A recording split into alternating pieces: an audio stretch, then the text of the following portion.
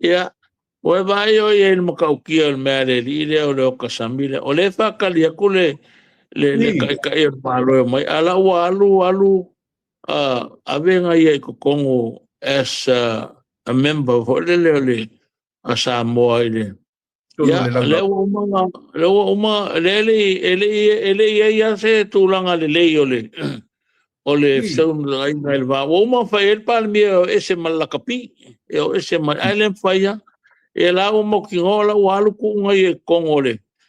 o le me o le member fo le wa e no fo ka ko le kongo le world rugby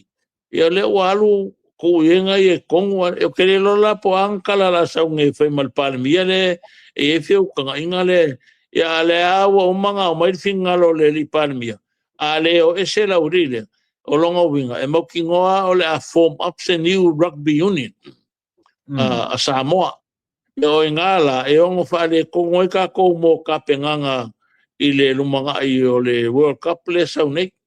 mai e ka kawala o li lenga o ese e le se me la ngofo mi fo la o ese o la ko ia lenga le anga ngela kapi